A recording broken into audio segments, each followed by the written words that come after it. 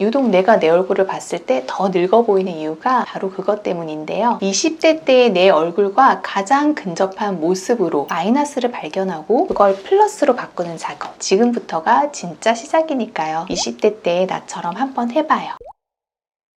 어제 어떤 30대 고객님이 해주신 이야기가 있는데 너무 재밌더라고요. 고객님이 지난 주말에 친구 결혼식에 갔었대요. 친한 친구라서 식이 다 끝나고 앞에 나가서 단체 사진을 찍었다고 합니다. 그리고 그날 저녁 같이 간 친구가 보내준 사진을 딱 봤는데 사진을 본 순간 너무 충격을 먹었대요. 왜냐면 사진 속 내 얼굴이 너무 늙어 보여서 그 사진을 본 순간 내가 진짜 많이 늙었구나 라는 생각이 들었다고 해요. 보통 그런 곳에서는 어플 말고 일반 카메라로 찍어주잖아요. 지금까지 그런 생각을 한 적이 없었는데 날 것 그대로의 사진을 보는 순간 동안인 줄 알았던 내 얼굴이 사실은 아니었다는 사실에 큰 충격을 받았다고 합니다. 그리고 뭔가 이제는 관리를 해야겠다라는 생각이 들어서 찾아오셨다고 해요. 근데 제가 봤을 때는 솔직히 전혀 나이 들어 보이지 않으셨거든요. 오히려 나이에 비해서 훨씬 어려 보이셨어요. 그런데 그분은 왜 그렇게 충격을 받으신 걸까요? 왜냐면 대부분의 사람들이 자신이 가장 예뻤던 그리고 가장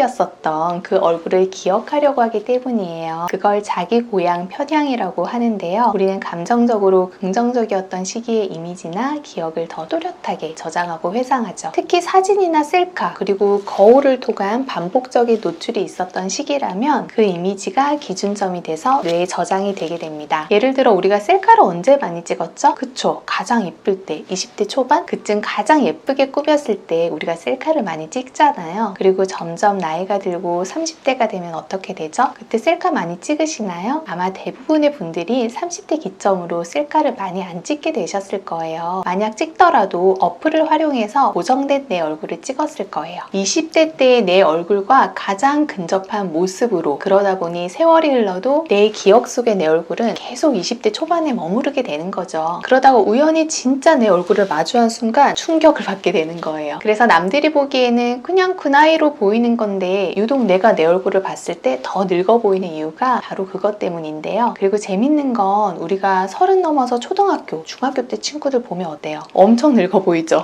이것도 내 기억 속에 그 친구의 얼굴은 그 시절로 남아있기 때문이에요. 근데 중요한 건 친구도 저를 보고 똑같이 생각하고 있다는 거. 서론이 조금 길었죠. 오늘은 그래서 갑자기 내 얼굴이 늙어 보일 때 어떻게 하면 되는지 해결 방법에 대해서 말씀드려 볼게요. 우선 그 시작은 바로 인정하기입니다. 가장 먼저 해야 되는 건 바로 내 진짜 얼굴을 인정하고 받아들이는 거예요. 물론 처음에는 반항이 심할 거예요. 아니야 이게 진짜일 리 없어 이런 생각이 들면서 현실을 거부하겠죠. 그럴수록 진짜 내 모습을 더 각인시켜야 합니다. 거울 자주 보시고요. 셀카도 무조건 자주 찍으셔야 돼요. 근데 어플로 찍으면 당연히 안 되겠죠? 무조건 일반 카메라로 찍으셔야 됩니다. 그러다 보면 조금씩 현재의 내 얼굴점이 기준점이 됩니다. 여기서부터가 진짜 시작이에요. 자, 현재의 내 얼굴이 기준점이 다시 됐다면 다음은 보수공사를 할 차례예요. 웬 보수공사?라고 생각하실 수도 있는데요. 우리는 지금까지 20대 때의 내 얼굴을 기억하며 살아왔잖아요. 그러다 보니 현재의 내 얼굴을 마주했을 때 보완해야 할 부분이 정말 많이 보일 거예요. 어쩔 수 없어요. 이거는 당연한 거예요. 왜냐면 그동안 우리는 과거의 내 얼굴이라는 착각 속에서 살고 있었기 때문에 지금의 얼굴을 제대로 마주하는 순간에는 반드시 어색함과 낯설음이 찾아올 수밖에 없거든요. 근데 여기서 중요한 건 그 낯선 얼굴을 탓하거나 실망할 필요가 전혀 없다는 겁니다. 왜냐면 지금부터가 진짜 시작이니까요. 자, 이제는 내가 나 자신을 다시 설계할 수 있는 기회가 생긴 거예요. 바꿔 말하면 지금의 얼굴을 인정하는 순간부터 내가 어떤 방향으로 어떤 얼굴로 나이 들고 싶은지 구체적으로 디자인할 수 있게 된 거죠. 예를 들어 볼게요. 사진을 보니까 눈밑이 좀 꺼져 보이고 팔자 쪽이 좀 어두워 보이네? 그럼 그 부분을 자연스럽게 밝기와 볼륨감을 살리는 관리를 해주시면 돼요. 턱 라인이 뭔가 무너진 것 같다? 그럼 리프팅이나 탄력 관리를 해볼 수 있겠죠. 이런 식으로 마이너스를 발견하고 그걸 플러스로 바꾸는 작업. 그것이 바로 우리가 지금부터 해야 하는 보수공사라는 거예요. 그리고 그 공사는 무조건 크게 시작할 필요가 없습니다. 내가 지금 제일 신경 쓰이는 한 군데만 정해서 딱 거기부터 관리해 보는 거예요. 그러다 보면 진짜 내 얼굴을 찾게 될 거예요. 자, 열심히 열심히 관리를 했다고 가정해 볼게요. 그렇게 되면 우리 얼굴은 어떻게 보일까요? 그냥 지금 내 모습 그대로 보이게 될 거예요. 드디어 마이너스에서 0이 된 거죠. 그렇다면 이제부터는 내 기억 속 20대 얼굴, 가장 예쁘고 빛났던 그 얼굴로 돌아갈 준비를 해야겠죠. 물론 현실적으로 그 모습으로 완벽하게 돌아가는 건 어렵겠지만 목표가 없다면 우리는 절대 앞으로 나아갈 수가 없어요. 그래서 우리의 목표는 바로 그때의 얼굴이어야 돼요. 그 목표를 향해 가려면 이제는 좀 더 체계적으로 접근해야 되는데요. 자, 20대의 얼굴을 한번 떠올려 볼게요. 어때요? 피부는 맑고 탄탄하고 얼굴선은 또렷하죠. 눈 밑에 그늘도 없고 팔자주름도 거의 없고요. 전체적으로 얼굴에 생기가 살아있어요. 근데 그게 단순히 피부 하나만 좋아서 그런 건 절대 아니에요. 피부, 볼륨, 탄력, 윤곽 이 네 가지가 균형을 이룬 상태. 그게 바로 우리가 기억하는 20대 때의 얼굴입니다. 그럼 이제 이걸 되찾기 위해서 뭘 해야 될까요? 하나씩 순서대로 만들어가면 돼요. 우선 첫 번째로 해야 할 건요. 바로 피부톤 리셋이에요. 생각해보면 20대 얼굴이 예뻐 보였던 이유 중 하나가 뭔지 아세요? 바로 피부톤이 맑고 균일했다는 거예요. 잡티도 별로 없었고 혈색은 적당히 살아있었고 전체적으로 얼굴이 환했었잖아요. 근데 지금은 어떤가요? 화장은 하는데도 뭔가 칙칙해 보이고 생기도 없어 보이고 이게 다 피부톤이 한 톤으로 정리되지가 않아서 그래요. 피부톤을 맑게 만들려면 꼭 알아야 할 세 가지가 있습니다. 바로 각질, 혈관, 색소인데요. 먼저 각질. 각질이 두껍게 쌓여 있으면 빛 반사가 안 돼서 피부가 굉장히 탁해 보여요. 특히 건조하거나 평소 세안 루틴이 엉켜 있으면 더 그렇고요. 그래서 주 1, 2회 정도는 효소 파우더 세안제나 폴리글루타믹 애시드 성분이 들어간 제품으로 각질을 정리해주는 게 좋아요. 물리적인 스크럽보다는 좀 순하게 녹이듯이 제거하는 방식이 요즘 트렌드입니다. 그 다음은 혈관, 특히 붉은기를 띠는 홍조. 홍조는 피곤하거나 예민하거나 자극받았을 때 쉽게 올라오죠. 그게 지속되면 피부톤이 전체적으로 얼룩덜룩해 보여요. 이럴 때 마데카 소사이드나 녹차 추출물, 병풀 같은 진정 성분이 들어간 스킨케어 제품을 쓰시는 게 좋아요. 특히 피부가 얇고 예민한 분들은 꼭 2단계를 거쳐주셔야 되는데요. 피부의 톤이라는 거 단순히 색소 문제가 아니라는 거 기억하세요. 홍조까지 포함해서 봐야 진짜 피부톤이 정돈됩니다. 마지막으로 색소, 기미, 주근깨, 잡티 같은 게 많아지면 얼굴이 얼룩덜룩해 보이고 전체적으로 어두운 인상을 줘요. 여기에는 나이아시나마이드, 트라넥사믹 애시드 같은 미백 기능성 성분이 꽤 효과적이에요. 근데 중요한 건 한 번에 확 없애려고 하지 마시고요. 은은하게 밝아진다는 느낌으로 최소 4주 이상은 꾸준히 써보셔야 효과를 느낄 수 있어요. 이 순서로 피부톤을 정돈해 주셨다면 1단계는 끝입니다. 그 다음 2단계는 턱선 리프팅이에요. 우리가 20대 때 얼굴을 떠올려보면 턱선이 굉장히 살아있죠. 얼굴 라인이 뭉개지지 않고 V라인이 깔끔하게 살아있었어요. 그때 이게 나이가 들면 진짜 순식간에 무너져요. 특히 광대 아래쪽 볼살 여기부터 살이 처지기 시작하면 턱선이 점점 안 보이면서 얼굴이 사각형으로 변해버립니다. 그러면 인상이 확 늙어 보이죠. 사실 주름보다도 윤곽이 무너지는 게 이 노화 인상에 더 큰 영향을 줘요. 그럼 이걸 어떻게 관리해야 되냐? 병원에서 리프팅 시술 받는 게 사실 가장 좋겠지만 집에서도 할 수 있는 루틴이 충분히 있어요. 가장 먼저 추천드리는 건 고주파 마사지 기기나 마이크로 커런트 기기예요. 이런 기기로 아래턱 라인을 따라서 천천히 위로 끌어올리듯이 마사지 해주세요. 하루 5분만 해줘도 아마 많이 달라지실 거예요. 꾸준히 하면 이중턱도 덜 생기고 턱 밑이 맑아져요. 그리고 베개 높이도 체크해 보셔야 돼요. 자면서 베개가 너무 높으면